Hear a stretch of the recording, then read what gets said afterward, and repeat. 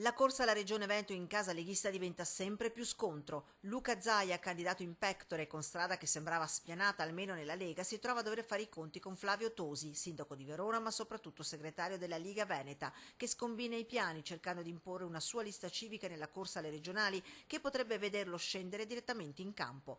Tra i due si sa, è ormai guerra fredda. Zaia non si tocca a tuono il segretario della Lega Nord Matteo Salvini, rimette in discussione la candidatura sarebbe favorire la sinistra. Gli replica a distanza Tosi, per battere la sinistra ci vuole un centrodestra e allude a vittorie future a livello nazionale. Una visione politica e strategica diversa a quella a filo Tosi, che seguirebbe linee precise e guarderebbe al territorio.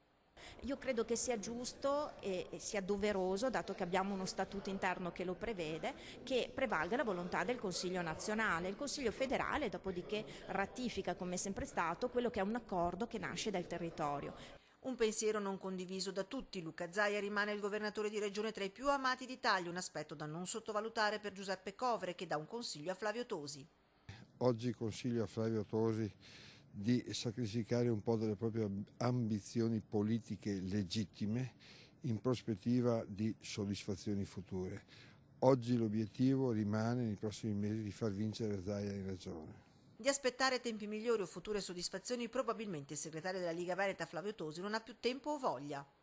Si tratta di molti patti disattesi che vengono da molti anni. Nella querel che rischia di minare lo status quo leghista interviene il segretario federale Matteo Salvini che sempre meno sembra amare l'indipendenza del Tosi pensiero, goccia che fa traboccare il vaso la decisione di Flavio Tosi di non partecipare alla manifestazione della Lega di sabato a Roma, assenza giustificata da importanti impegni istituzionali.